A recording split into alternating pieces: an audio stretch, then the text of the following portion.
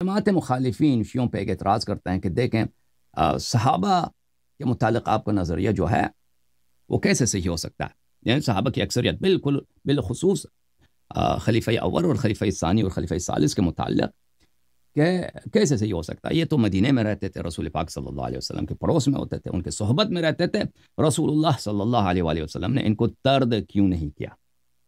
رسول اللہ صلی اللہ علیہ وآلہ وسلم نے ان کو اپنے آپ سے بگایا کیوں نہیں؟ اور رسالت اگر غصب خلافت ہونی تھی تو رسول اللہ صلی اللہ علیہ وآلہ وسلم نے ان کو کیوں اپنے امت کو خبردار نہیں کیا؟ تو میرے محترم ناظرین، یہ شبہات جو ہے نا ہمارے کتب میں اہل بیت علیہم الصلوۃ والسلام کے احادیث میں یہ تو بڑی تفصیل سے ان کا جواب موجود ہے کہ رسول اللہ صلی اللہ علیہ وآلہ وسلم نے، اللہ تعالیٰ نے قرآن مجید میں غصب خلافت کی خبر دی ہے اور صحابہ کے فتنوں سے امت کو برحذر کیا ہے، اور رسول اللہ صلی اللہ علیہ وآلہ وسلم نے اپنے صحابہ کو بار بار فرمایا تھا کہ میرے اہل بیت علیہم الصلوۃ والسلام تمہارے امام ہیں اور پوری امت کے امام ہیں، قیامت تک ان کی اطاعت کرنا، اور میری صحابہ ان کے حق کو غصب کریں گے، اور بالخصوص شیخین کا نام لے کر رسول اللہ صلی اللہ علیہ وآلہ وسلم نے بار بار فرمایا تھا کہ یہی وہ لوگ ہیں جو خلافت کو غصب کریں گے۔ اچھا میرے محترم ناظرین، اب ان کو طرد کیوں نہیں کیا، مدینے سے نکالا نہیں؟ یہ دوسرا سوال ہے جو میں اس کا جواب دوں گا انشاءاللہ تبارک و تعالی۔ یہ کہ رسول اللہ صلی اللہ علیہ وآلہ وسلم نے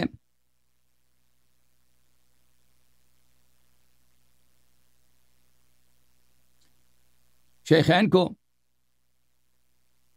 کہ غصب خلافت کا انہوں نے پہلے سے خبر دیا تھا، یہ ہمارے کتب میں تو بہت ہے، جماعت مخالفین کے کتب میں بھی اگر آپ دیکھیں، مسلم کی جو روایات ہیں، مسلم کی کتاب الامراء میں باب طاعت الامراء وان منعوا الحقوق، اس کے متعلق میں اس کے ذیل میں میں نے جو باتیں کی ہیں پہلے، ان کو اگر آپ پیش نظر رکھیں تو وہاں پہ بہت سارا مواد ہے، اس کے حدیث کا واضح اشارہ شیخین ہیں۔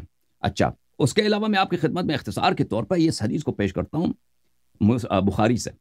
یہ صحیح بخاری ہے، چاپ دار احیاء تراث العربی، اور یہ کتاب چھپی ہے میرے محترم ناظرین، اللہ آپ کا بھلا کرے، سن 2001 بیروت لبنان میں۔ ایک منٹ،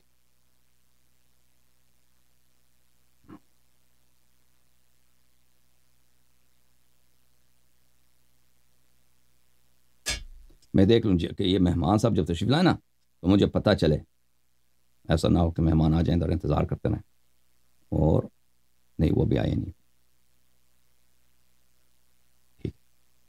سنہ 2001 میں چھپی ہے، یہاں پہ آپ کو لے کے چلتے ہیں صفحہ نمبر 47 میں میرے محترم ناظرین، صفحہ نمبر 47 میں حدیث نمبر 120 ابو ہریرہ سے روایت ہے، کتاب العلم، اور یہ حدیث نمبر 120۔ حافظ تو ابو ہریرہ سے مروی ہے کہ ابو ہریرہ کہتے ہیں حفظت من رسول اللہ صلی اللہ علیہ وآلہ وسلم وعائیں، وعاء بولتے ہیں ظرف کو، وعاء کس کو بولتے ہیں؟ ظرف کو بولتے ہیں۔ میں نے رسول اللہ صلی اللہ علیہ وآلہ وسلم سے 2 ظرفوں کو بھر دیا، 2 ظرفوں میں نے ان سے علم، ان سے حدیث محفوظ کیا، میرے پاس 2 برتن ہیں، ٹھیک ہے نا؟ اچھا، اب پتہ چلے گا، وہ خود توضیح دیں گے کہ برتن سے کیا مراد ان کا۔ فَأَمَّا أَحَدُهُمَا فَبَثَثْتُهُ، ایک برتن علم کا، ایک جو برتن ہے احادیث کا ایک مجموعہ ہے، میں نے وہ نشر کر دی ہے، میں نے لوگوں سے شیئر کیا، میں نے اس کو ظاہر کیا ہے، ٹھیک ہے نا؟ ایک طرح کے احادیث ہیں، بلا جھجک کے میں نے لوگوں کو بتا دیا، کیونکہ اس میں کوئی حرج ہی نہیں ہے، مجھے کوئی خطرہ ہی نہیں ہے۔ وَأَمَّا الْآخَرُ فَلَوْ بَثَثْتُهُ قُطِعَ هَذَا الْبُلْعُومُ، بلعوم بولتے ہیں بلع کرنے کی جگہ، یعنی گلا۔ احادیث کا جو دوسرا خزانہ میرے پاس ہے، وہ باتیں رسالت پناہ صلی اللہ علیہ وآلہ وسلم سے جو میرے پاس ہیں، جو میں نے پیغمبر سے سنے ہیں، اگر میں ان کو لوگوں میں نشر کروں، قطع هذا البلعوم، یہ میرا گلا جو ہے ذبح ہو جائے گا، میرا گلا ذبح ہو جائے گا۔ اچھا، یہ کس کا فرمان ہے؟ یہ ابو ہریرہ کا فرمان ہے، اور یہ کہ حدیث نمبر 120 ہے بخاری میں۔ تو ابو ہریرہ واضح طور پہ فرماتے ہیں کہ ہمارے پاس، اس کے پاس ایسے احادیث ہیں کہ وہ اپنی جان کی ڈر کی وجہ سے ان کو ظاہر نہیں کر سکتا۔ تو یہ کون سے احادیث ہیں میرے محترم ناظرین؟ ملاحظہ فرمائیے، اسی کے ذیل میں جماعت عمریہ کے علماء خود نے اعتراف کیا ہے کہ یہ غاصبین خلافت اور نااہل خلیفوں کے متعلق ہے۔ یہ فتح الباری بشرح سقیم البخاری، چھاپ دار طیبہ، تالیف الحافظ ابن حجر العسقلانی، جلد نمبر 1، کتاب چھپی ہے سنہ 2005 میں۔ یہ صفحہ نمبر 377 ہے۔ وہی حدیث، حفظت من رسول اللہ صلی اللہ علیہ وآلہ وسلم وعاءین فأما أحدهما فبثثته وأما الآخر فلو بثثته قطع هذا البلعوم۔ اس کے ذیل میں حافظ ابن حجر لکھتے ہیں وَكَنَّا بِذَلِكَ عَنِ الْقَتْلِ، اس کا مراد ہے کہ میرا گلا جو ہے ذبح ہو جائے گا، مراد ہے کہ میں قتل ہو جاؤں گا۔ میرے پاس ایسی باتیں ہیں کہ اگر میں ان کو ذکر کروں تو میں قتل ہو جاؤں گا۔ وفي رواية الإسماعيلي لقطع هذا يعني رأسه، اسماعیلی وہ بخاری کے روایت میں سے ایک روایت ہے کہ اس میں بلعوم کا لفظ نہیں ہے، ہادہ قطع ہادہ یعنی میرا سر قطع ہو جائے گا، میرا سر قلم ہو جائے گا۔ اچھا، وحمل العلماء على الوعاء الذي لم يبثه على الأحاديث التي فيها تبيين أسامي أمراء السوء وأحوالهم وزمنهم۔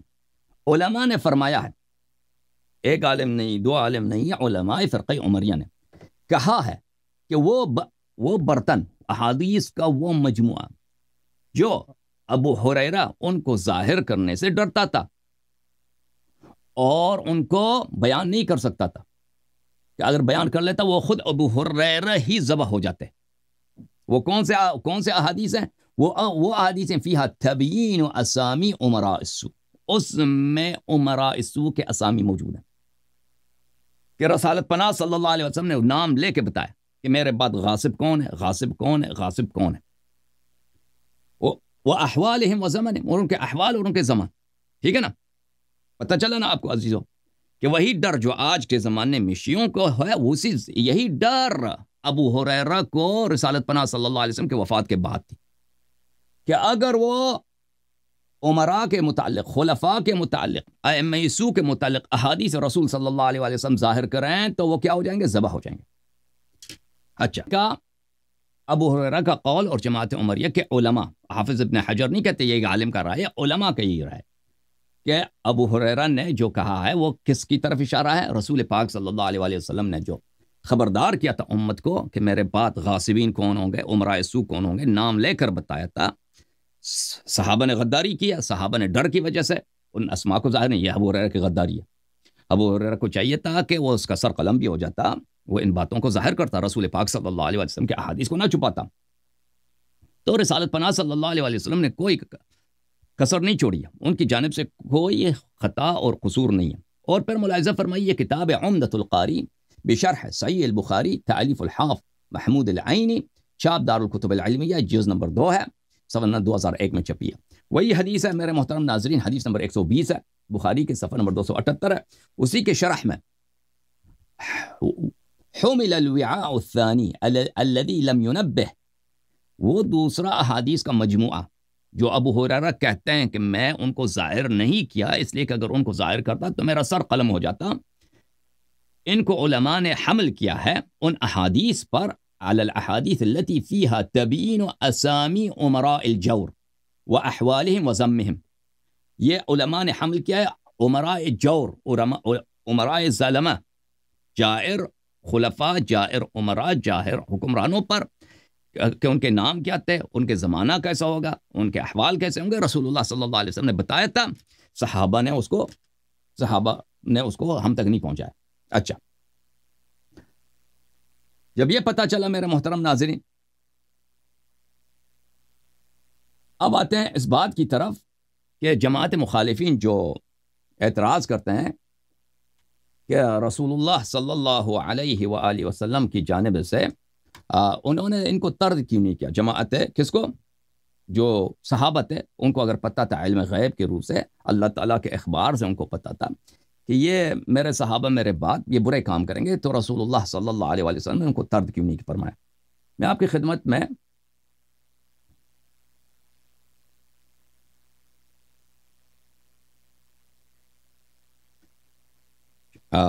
قاضی عیاض الیحسبی کی کتاب شفا سے کچھ نکات آپ کی خدمت میں پیش کرتا ہوں۔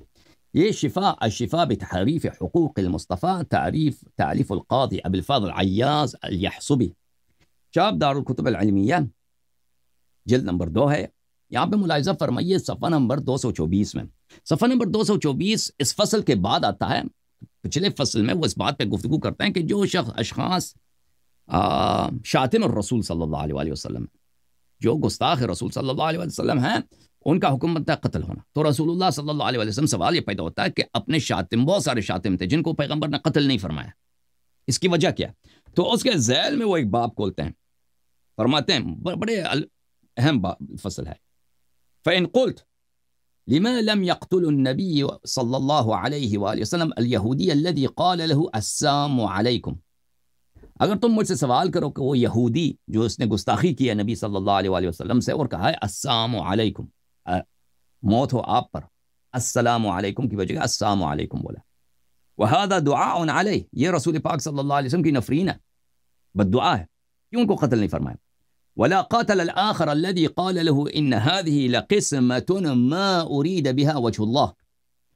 اور طائف کے فتح کے بعد رسول اللہ صلی اللہ علیہ وآلہ وسلم نے جب اصحاب میں غنائم تقسیم کی ہیں تو ایک صحابی نے، وہ شاید انصار کا تھا، اس نے کہا تھا آپ نے جو غنائم کو تقسیم کیا ہے یہ آپ کی نیت اللہ کی رضا نہیں تھی، اس کو کیوں قتل نہیں فرمایا؟ وقد تعذن النبی صلی اللہ علیہ وآلہ وسلم من ذلك، اس کے اس قول سے پیغمبر صلی اللہ علیہ وسلم کو اذیت بھی ہوئی تھی.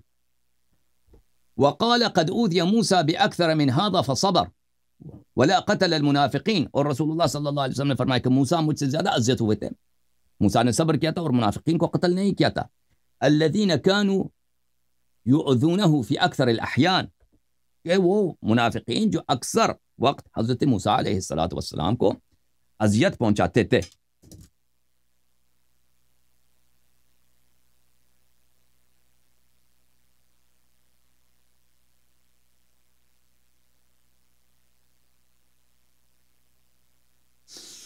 اچھا، اس کے جواب میں فرماتے ہیں فَعْلَمْ وَفَّقَنَا اللَّهُ وَإِيَّاكَ أَنَّ النَّبِيَّ صلی اللہ علیہ وآلہ وسلم كان اول الاسلام يستألف علیہ الناس.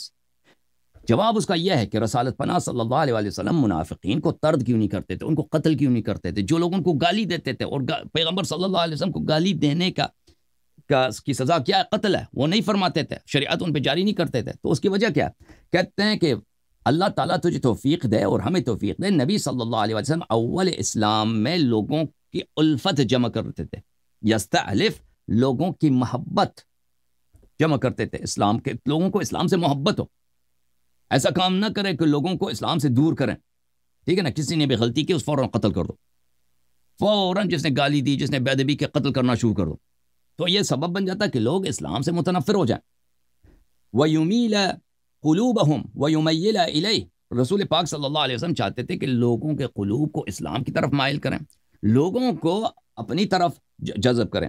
وَيُحَبِّبَ إِلَيْهِمُ الْإِيمَانَ وَيُزَيِّنَهُ فِي قُلُوبِهِمْ، رسول اللہ صلی اللہ علیہ وسلم چاہتے تھے کہ ایمان کو، اسلام کو، اللہ کے دین کو، اللہ کے میسج کو لوگوں کے سامنے ایسے پیش کریں کہ لوگ عاشق ہو جائیں اس دین کے، لوگ دل دادا ہو جائیں اس دین کے، گرویدہ ہو جائیں اس دین کے، ٹھیک ہے نا؟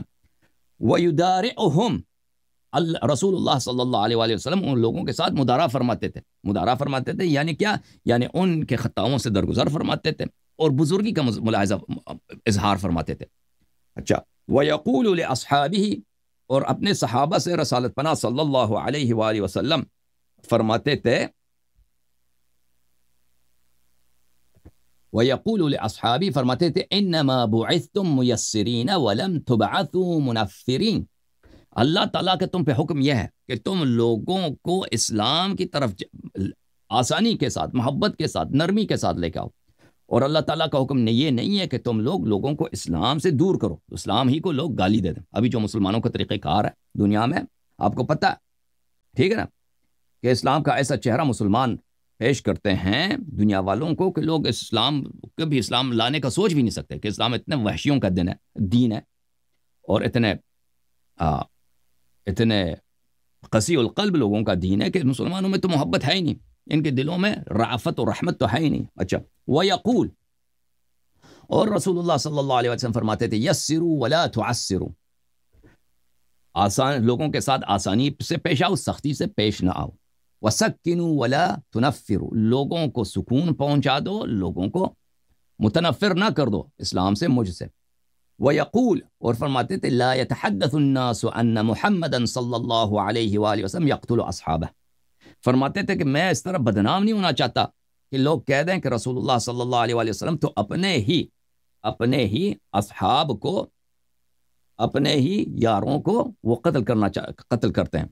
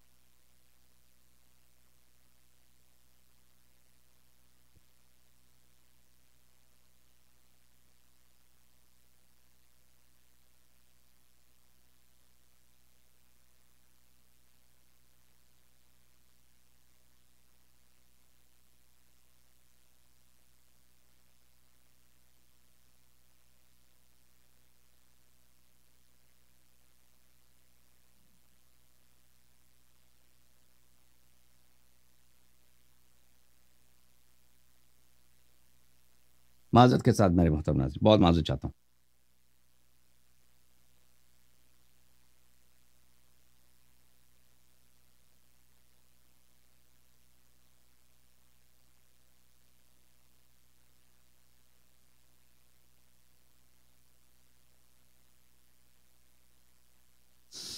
صحیح،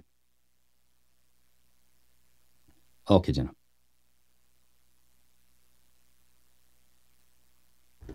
وَكَانَ صلی اللہ علیہ وآلہ وسلم یداری الکفار، رسول پاک صلی اللہ علیہ وسلم کفار کے ساتھ بزرگی سے پیش آتے تھے، مدارا فرماتے تھے، ان کے غلطیوں سے، ان کے اخطاء سے درگزر ہوتے تھے. والمنافقین، منافقین سے بھی اسی طرح پیش آتے تھے، کفار سے بھی، منافقین سے.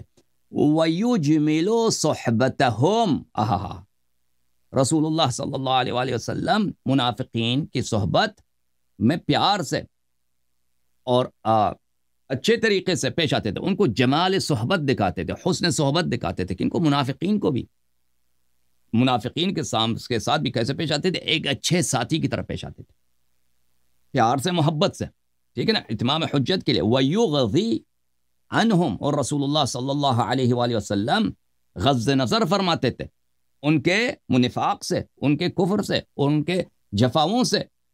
تو یہ بہت ہی جو قاضی عیاض صاحب فرماتے ہیں بالکل صحیح فرماتے ہیں، اور یہ آیات قرآن کے مطابق ہے. اور یہ جماعت عمریہ کے اس اعتراض کا بہت واضح جواب ہے کہ وہ ہمیشہ کیا کہتے ہیں کہ اگر ابو بکر عمر، اگر یہ صحابہ برے تھے تو رسول پاک صلی اللہ علیہ وسلم نے ان کو بھگایا کیوں نہیں؟ اور بھائی جب رسول پاک صلی اللہ علیہ وسلم کو اللہ کی جانب سے حکم ہے کہ تم منافقین کے جفا کے مقابلے میں تم ان کو حسن صحبت دکھاؤ، تو رسول پاک صلی اللہ علیہ وسلم کا حسن صحبت اس بات کی دلیل نہیں ہے کہ منافق نہیں ہے. سمجھ میں آئی نا بات آپ کو میرے محترم ناظرین؟ وَيَحْتَمِلُ مِنْ أَذَاهُمْ وَيَصْبِرُ عَلَى جَفَاهُمْ، اور رسول پاک صلی اللہ علیہ وسلم منافقین کے ان جفاؤں پر اور منافقین کے ان عذاب پر، اذیتوں پر صبر کرتے تھے. مَا لَا يَجُوزُ لَنَا الْيَوْمَ الصَّبْرَ لَهُمْ، ما لا يجوز لنا اليوم الصبر، یہ غلط لکھا، الصبر نہیں، الصبر لهم، وہ صبر ہمارے لیے جائز نہیں ہے. رسول پاک کیونکہ وہ اسلام کا پہلے کا زمانہ تھا، رسالت پناہ صلی اللہ علیہ وسلم اتمام حجت کے لیے منافقین اس کے ساتھ پیار سے پیش آتے تھے تاکہ ہو سکتا ہے ان کی کیا ہو، ہدایت ہو. اور بعض منافق اسی راستے سے ہدایت پا بھی گئے، نفاق سے انہوں نے توبہ بھی کیا، ٹھیک ہے نا. لیکن یہ ہمارے لیے جائز نہیں ہے کہ ہم ان منافقین کے ساتھ اسی طرح پیش آئیں کہ جیسے کہ رسول اللہ صلی اللہ علیہ وسلم پیش آئے تھے، کیونکہ وہ ایک مقطع کے لیے، ایک پیریڈ کے لیے حکم تھا، ہمارے لیے وہ حکم نہیں ہے. رسول پاک صلی اللہ علیہ وسلم کو کسی نے گالی دیا، ٹھیک ہے نا، انہوں نے قتل نہیں فرمایا، تو ہم بھی جو ہے نا کیا کریں، پیار کریں. جس نے پیغمبر کو گالی دیا ہم بھی پیار کریں. اس کہنے کا مقصد یہ ہے اس کا. وَكَانَ يُرْفِقُهُمْ بِالْعَطَاءِ وَالْإِحْسَانِ وَبِذَلِكَ أَمَرَهُ اللَّهُ تعالی، رسول اللہ صلی اللہ علیہ وسلم کو اللہ تعالیٰ نے حکم دیا تھا کہ تم احسان کرو اور رفقت کے ساتھ، شفقت کے ساتھ، مہربانی کے ساتھ پیش آ جاؤ. کن سے؟ منافقین سے. اور وہ پھر آیت سے استدلال کرتے ہیں وَلَا تَزَالُ تَطَّلِعُ عَلَى خَائِنَةٍ مِّنْهُمْ إِلَّا قَلِيلًا مِّنْهُمْ فَاعْفُ عَنْهُمْ وَاصْفَحْ إِنَّ اللَّهَ يُحِبُّ الْمُحْسِنِينَ. تم ہمیشہ اے حبیب صلی اللہ علیہ وآلہ وسلم ہمیشہ ان کی نفاق دیکھتے ہو. لا تزال، ہم ہمیشہ کنٹینیوسلی، لا تزال کنٹینیوسلی یعنی دوامدار، ہمیشہ ان کے خیانتوں کو دیکھتے ہو کہ تیرے ساتھ یہ خیانت کرتے ہیں، غداری کرتے ہیں. کافر تو غداری نہیں کرتا نا، منافق غداری کرتا ہے. کافر غداری وہ کرتا ہے جو آپ کا دوست بن کے آیا، وہ غداری کر سکتا ہے، خیانت کر سکتا ہے. کافر جو کافر ہے وہ ہے ہی اس کی کلم کلا دشمنی، وہ تو اس کی دشمنی کو تو آپ خیانت غداری نہیں کہہ سکتے نا. یہ غداری کون کرتا ہے، خیانت کون کرتا ہے؟ جو بظاہر مسلمان ہے. اچھا، ان کے ساتھ کیا کریں؟ الا قلیلا منہم، بہت کم صحابہ ہیں جو غدار نہیں ہیں، بہت کم ہے جو غدار نہیں ہیں. فاعف عنہم واصفح، تو ان کو معاف کریں، درگزر ہو جائیں. ان اللہ یحب المحسنین، اللہ تعالیٰ احسان، آپ ان پہ احسان کریں. اللہ تعالیٰ احسان کرنے والوں کو پسند کرتا ہے، اللہ تعالیٰ احسان کرنے والوں سے محبت کرتا ہے. وقال تعالی وادفع بالتي هي احسن فاذا الذي بينك وبينه عداوة كأنه ولي حميم. اللہ تعالیٰ کا فرمان ہے کہ جو آپ سے برائی کرے اس سے آپ اچھائی سے پیش آ جاؤ، پھر آپ کے دشمن بھی آپ کے دوست بن جائیں گے.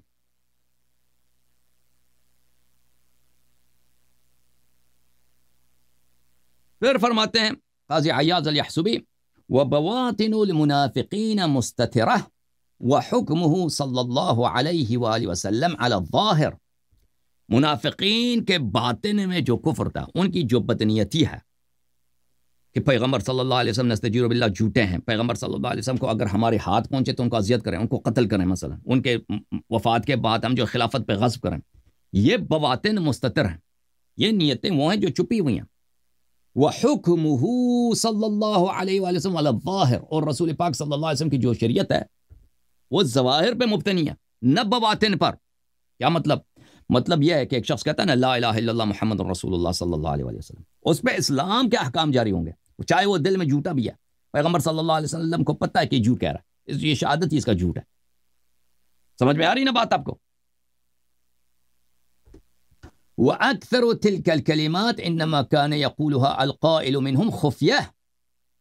اور جو منافقین کے کلمات ہے کہ پیغمبر صلی اللہ علیہ وسلم کو گالی دیتے تھے، یا آپس میں یہ میٹنگ رکھتے تھے، رسول اللہ صلی اللہ علیہ وسلم کا مذاق اڑاتے تھے، یا میٹنگ رکھتے تھے کہ پیغمبر صلی اللہ علیہ وسلم کے وفات کے بعد ہم خلافت کو غصب کریں گے، یہ علن تو نہیں کرتے تھے، یہ اختفاء میں کرتے تھے، خفاء میں کرتے تھے. اور رسول پاک صلی اللہ علیہ وسلم کی شریعت میں یہ جائز نہیں تھی کہ پیغمبر صلی اللہ علیہ وسلم ان کو عقاب کریں، ان پہ عتاب کریں، ان کو قتل کریں ان گناہوں کی وجہ سے جو وہ خفاء میں کرتے ہیں.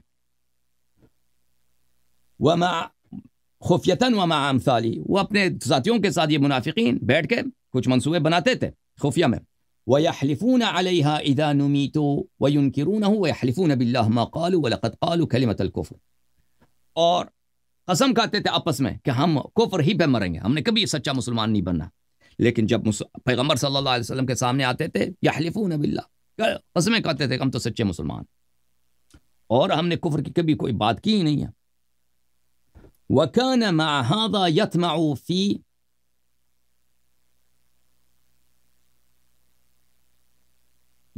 فِي فَيْئَتِهِمْ وَرُجُوعِهِمْ إِلَى الْإِسْلَامِ وَتَوْبَتِهِمْ. اس کے باوجود کہ یہ لوگ اتنے منافق ہیں، رسول اللہ صلی اللہ علیہ وسلم کا طریقہ کار یہ ہوتا تھا کہ ہمیشہ وہ کوشش کرتے تھے کہ منافقین کے ارشاد ہو، منافقین کی ہدایت ہو، منافقین کو کیا کریں، وہ ان پہ حجت تمام کریں. ہو سکتا ہے یہ توبہ کر لیں، ہو سکتا ہے یہ ایمان لائیں. تو وہ ہمیشہ کیا کرتے تھے، تما رکھتے تھے، ہوس رکھتے تھے کہ یہ شخص ہے تو منافق، لیکن یہ توبہ کر لے کتنی اچھی بات ہے. تو وہ تاکہ اسلام قبول کر لیں، وہ توبہ کر لیں. فَيَصْبِرُ صلی اللہ علیہ وآلہ وسلم علی حناتیم وجفواتیم کما صبر اولو العزم من الرسل حتی فاء کثیر منہم باطنا کما فاء ظاہرا.